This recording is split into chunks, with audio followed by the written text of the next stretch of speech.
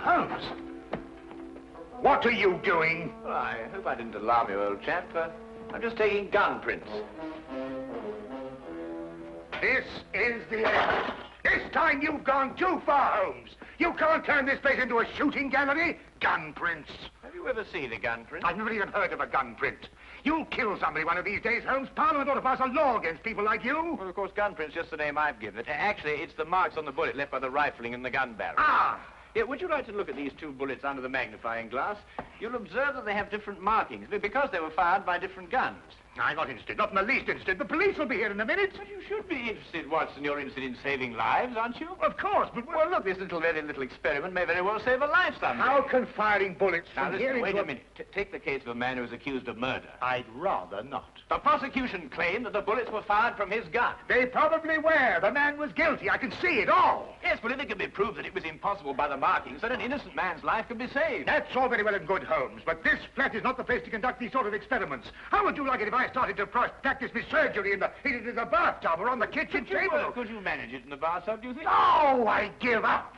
And now, if you're not keeping this appalling smell for experimental purposes, I will, with your permission, open the door.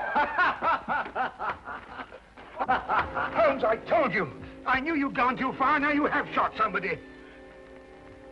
Well, if I have, I shall have to certainly correct those guns for drift. Oh, that's fantastic. He seems to have some breath in him still. No fault of yours if he has. Now, help me with him before somebody sees him. Really, firing off revolvers, brewing poison, frightening people. It's more than a man can stand, Holmes. Really, more than a man can stand. Am I wounded badly, please? I'm a poor man. I can't afford a hospital. No. You'll be all right in a minute. You've just fainted from something. Something, you say? Didn't you hear what happened? I was outside, about to knock at your door, when suddenly I was attacked. Someone turned a revolver loose on me, bullets flying everywhere. I tried to fight back bravely, but there were too many of them, 6 or 7 at least, all firing guns. I'll get you a glass of brandy. Oh, thank you. You'd better call the police. They may try it again, whoever they are. Maniacs and foreigners, I'll be bound. No. You're quite safe now. Those shots came from my revolver and were fired into that wadding over there. You mean you were the one who... Yes, I was just carrying out a little experiment. I must apologize for any shock I may have given you. And no one is after me? And not to my knowledge, Mr. Wilson. Here, will you drink this, huh? Oh, thank you. You called me Mr. Wilson just now. How did you know that was my name? Well, it's on your collar. Very shrewd indeed, you're noticing my name like that. In fact, you've got exactly the kind of mind that could help me to unravel my mystery. That is, if you're willing to lend a poor man a hand. Oh, yes, I owe you at least that. What is the mystery? But perhaps you'll get a better idea of what it is if you read this first. Yeah, it's in the wanted column. Read it for yourself. To the Red-Headed League. On account of the bequest of the late Ezekiah Hopkins of Lebanon, Pennsylvania, USA, there is now another vacancy open which entitles a member of the League to a salary of £4 a week for purely nominal services. All red-headed men who are sound in... Apply in person on Monday at 11 o'clock to Duncan Ross at the offices of the League, 7 Pope's Court, Fleet Street. Apply in person on Monday at 11 o'clock to Duncan Ross at the offices of the League, 7 Pope's Court, Fleet Street.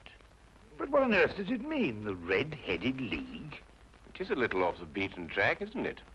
I assure you, I felt the same way as you when I read it. A vacancy for what, I asked. I'm a dealer in second-hand merchandise, and I believe in giving value for value received. And it certainly struck me as odd that somebody was prepared to give £4 a week for nothing. But young Spaulding took a different view of it. Oh? Who is young Spaulding?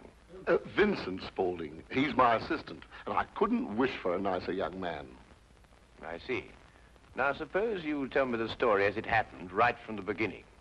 From the beginning? Yes, of course.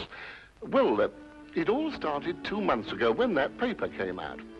I was in the shop at the time. I'm there practically the whole of my time. I'm a widower and I've got little else to do. When young Spaulding came back from lunch. Mr. Wilson, if you only knew how I wish that I had red hair like you. Huh? Don't believe it or not. Here is another vacancy for the League of Red-Headed Men. A league of what? Red-Headed Men. Surely you've heard of them, haven't you? Oh, I'm afraid I don't get about as much as some of you young people do. Well, I should have thought everyone would have heard of the League of Red-Headed Men. Well, at least everyone who was eligible. Now, a man like you, if he were accepted, could make himself a nice little nest egg without hardly lifting a hand. Vincent, I've told you before, there's one thing you've got to learn in life. Nobody ever gets anything except by the sweat of his brow. Value receives value. What is this Red-Headed League? Take a look at this paper yourself. How I wish my hair would change color, really I do. What a nice little nest egg I'd make for myself. Well, this doesn't make sense to me. No? Will you see the name? Hezekiah Hopkins? Yes. Oh, he was an American millionaire. Very peculiar in his ways. He was red-headed himself and had great sympathy for all red-headed men. So when he died, he left an enormous fortune in the hands of trustees to make life easier for all red-headed men. Oh, really? Red-headed men? Uh-huh. Oh, but I couldn't apply even if I wanted to. I've got the shop here to look after. That's the whole point. The work don't amount to anything. Absolutely nothing at all. It need not interfere with a man's other occupation. Well, even so, probably millions of men would apply for it. No, this is limited to Londoners and to grown men. You see, this American started off from London and I suppose wanted to do the old town a good turn. And then again, I hear it's no use applying unless your hair is a real fiery red. Huh. Do you think my hair is red enough? Oh, I've never seen any redder.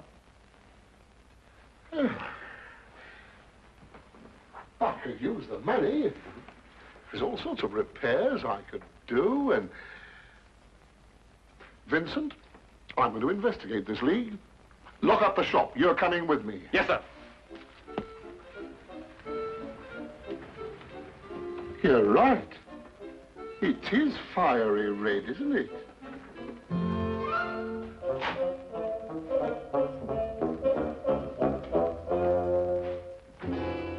Let me handle everything. All right. Stand back, everybody. This is Mr. Hopkins' son. Go on, step back, or he'll see that you don't get interviewed at all. Mr. Hopkins, this way. Thank you for applying, Mr. Emerson. Your name will be kept on file, and in the event you are chosen to fill the vacancy, I'll get in touch with you immediately. Thank you, Mr. Ross. I do hope I win. My family and me could do with the money. We shall see what we shall see, Mr. Iverson. Thank you so much.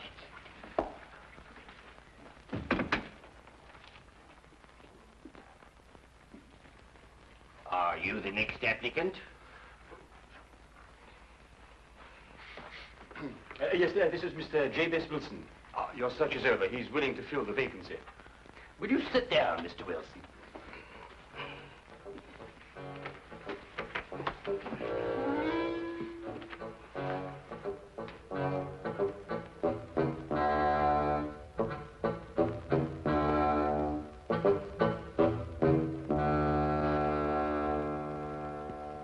I've never seen anything like it. I told you, Mr. Wilson. It's extraordinary, beyond belief. Congratulations. It would be an injustice to hesitate. Oh, I've got the position. You have. You will, however, excuse me for taking an obvious precaution. There are tears in your eyes. I perceive all is as it should be, but we have to be careful, for twice now we have been deceived by wigs, and once by paint. I'm sorry the vacancy has been filled, but thank you one and all for coming. Get on, John, no coming, no more. My name is Duncan Ross. I'm one of the trustees in charge of the fund left by your noble benefactor. When shall you be able to embark upon your new duties? Oh, well, almost any time, I suppose. Though I should mention that I have another business which will require some of my time. Oh, so long as you're free to be here between the hours of 10 to 2, there'll be no objections. Easy enough, Mr. Wilson. There's very little business during those hours, and what there is, well, I could take care of. Oh, thank you, Vincent. I appreciate that. And what is the work? Copying the encyclopedia. Oh. The Encyclopedia Britannica. You will provide your own pen, ink, and blotting paper, and copy it down word for word. Is that agreeable? Well, yes. Our only demand is that you remain in the office, or at least in building, during working hours. If you leave, you forfeit your position forever. The will is very clear from that point. Well, it's only 4 hours a day. I shouldn't think of leaving.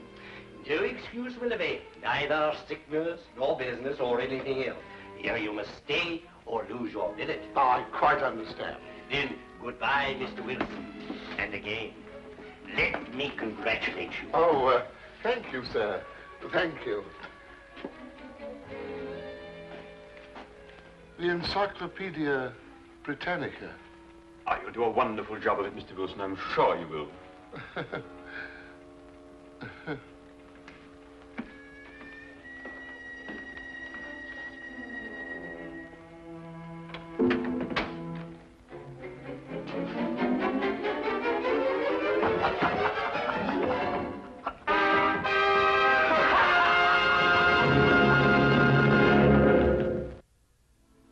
The first word was archon. At the end of 8 weeks, I'd finished the A's and begun the B's. For this, Mr. Ross rewarded me every Saturday with 4 golden sovereigns. Yesterday morning, however, I got a staggering blow indeed.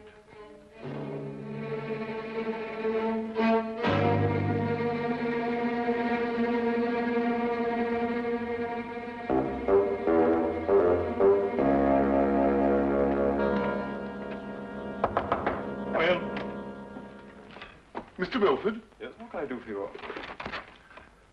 What's happened to Mr. Ross? Mr. Who? Mr. Ross! Duncan Ross! In office number 4. He's gone. What's happened to him? Ma'am, let me look him up in my files.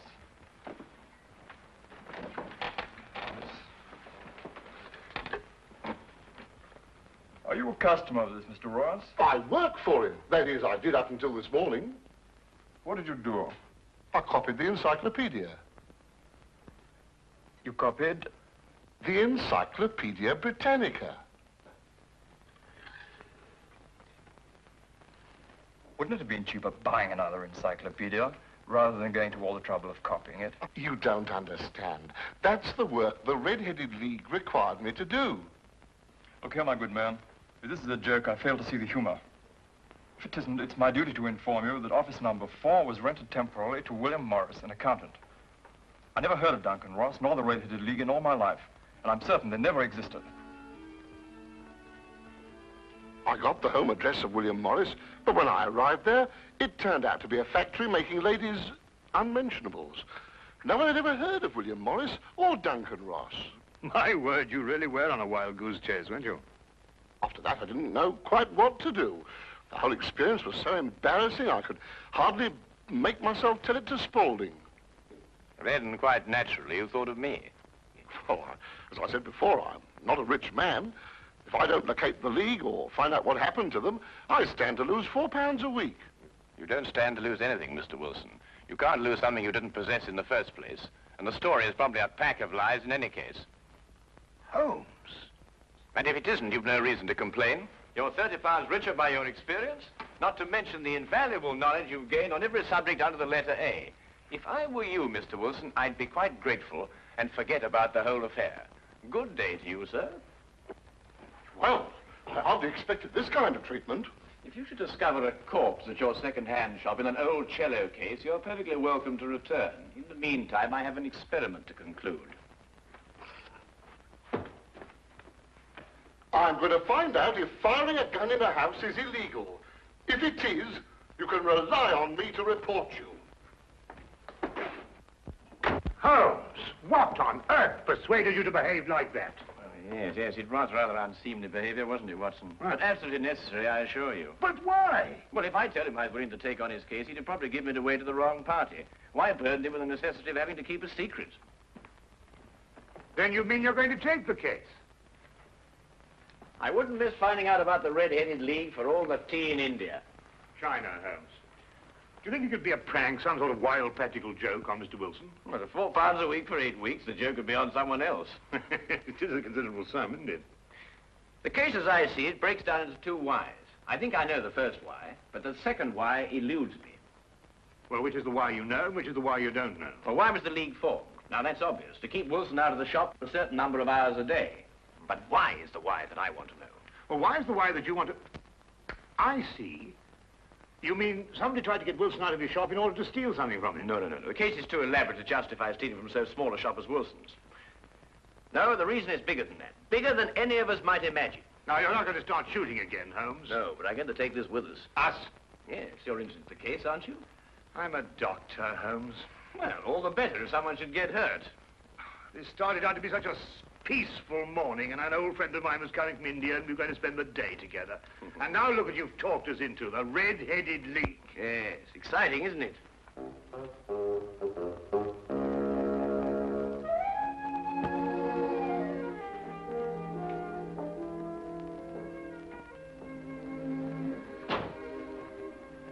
Seems to be nobody here. I wonder where it could be. I'll be right with you, gentlemen.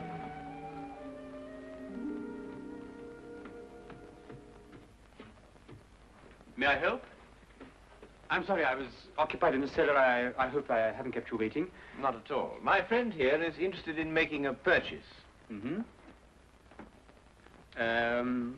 Anything in particular? Anything, well, you never know what you might, oh, what's that? That? Yeah. That is a, oh, yes, this is fascinating. This is the, you know, it's the essential part of the structure of a wild boar trap. No, really? Yes. By Jove, a wild boar trap, eh? How very interesting. Now, and a very fine specimen as wild boar traps go. Yes, oh, indeed. yes, a very fine. Oh, indeed, reminds me of my day. There we were, all lined out in a row, as far as the eye could see. Yes. Down the hill came the enemy, and the Battle of Royal Burnett was on. Yes, if you excuse me. There we were, outnumbered 112 to 1. That was from the count after the battle, as you understand. Yes, perfectly. Charge, they shouted, as down the hill they came, the hordes of heathen, at 112 to 1. And from that moment I became a collector, and I've been a collector ever since. You understand that, of course? Oh, yes, but that is a quite perfectly natural reaction. It's 1 o'clock. It's 1 o'clock. What? Yes, 1 o'clock. Our engagement with the Colonel. The Do you Colonel? remember? The one who led you in the charge. Oh, of course, yes. Well, I hope you'll keep that for me, will you? Well, there's been a fearful run on wild boar traps lately, but I'll do my best. Thank you, thank you. Thanks so much. Good afternoon. Well, what did you discover? The knees of Spaulding's trousers show considerable wear. What does that mean? Perhaps a great deal. Let me have your stick for a minute.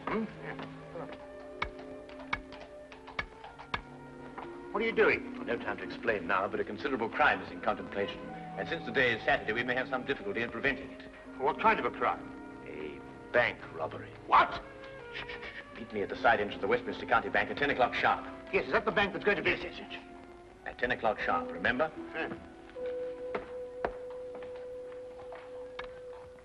The basement vaults of the Royal Westminster Bank, as you can see, they are impregnable.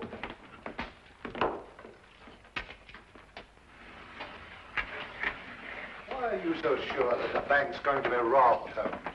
Because the knees of a man's trousers were badly worn.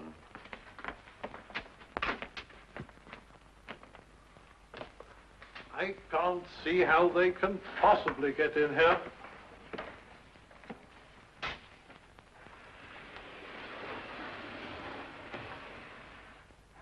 Is that the gold? Yes. We had occasion some months ago to strengthen our reserves, and so we borrowed 30,000 Napoleons from the Bank of France.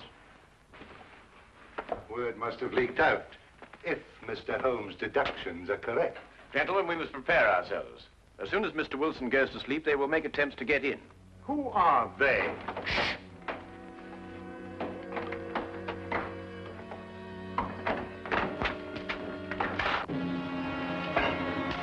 Get back.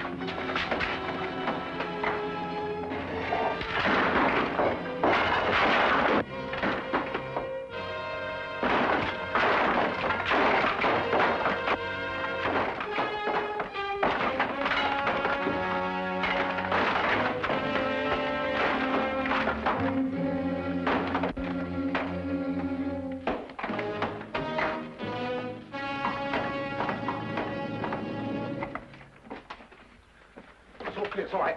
Hey, jump! All right, Spaulding, your back-robbing days are over. So I see. I fancy my pal got away all right, though. There are 3 policemen waiting for him at the other end. You seem to have done things very, very, very neatly. I must compliment you. But I feel obliged to reciprocate. Your red-headed league was very inventive indeed.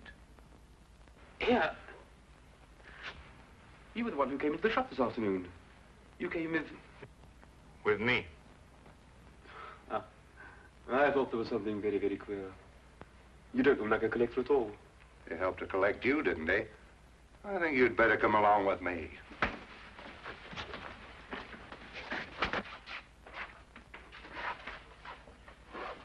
I don't know how the bank can repay you, Mr. Holmes. I've been more than amply repaid, Mr. Merriweather, by having one of the most unique experiences of my career. However, there is one thing you could do for me. Name it. Well, it's... Anything, Mr. Holmes? I'm a regular depositor at your bank, Mr. Merriweather, and I should be eternally grateful if you could do something about your pens. I've yet to find one of them that worked. Come along, Watson.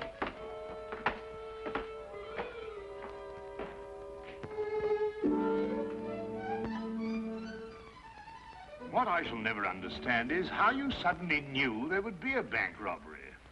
Well, if you remember, when we visited the second-hand shop, Spaulding was in the cellar. I didn't pay much attention to it at the time, but later on I noticed that the knees of his trousers were badly worn, as if he'd spent some time kneeling, doing some sort of burrowing work. But burrowing where? Perhaps from the cellar to the next building. The moment the thought occurred to me, I whisked you outside and surprised you by tapping on the pavement with your stick. You certainly did. Oh, I'll just go and see who it is.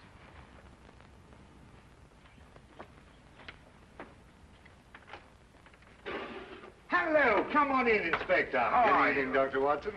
I hope it's not too late to make a call. Of course not. Come right on. Well, I saw the light was on, and I just thought I'd drop in. Ah, how are you, Inspector? Now, make yourself at home. Oh, Go on thank- the chair. Thank you very much indeed. Cup of tea? Yes, please. Well, by the time the newspapers come out with a report of your exploits tomorrow, Holmes, you'll be a hero. Oh, well, I shall try and remain humble through it all. Yes, the whole of London, except, of course, Mr. Wilson. Unless I miss my guess, he wants me still to arrest you. Arrest me? What for? Well, he didn't like the way you treated him last night, you know. And then, of course, he complains that... Oh, no, it's too ridiculous. Still, I think you'd enjoy hearing about it. He claims that you were firing a revolver in this house. You know it's against the law, don't you? But who in their sober senses would do such a thing? Yes, it does sound very implausible, doesn't it? Yes, that's exactly what I told him. I mean, people just don't do things like that, do they?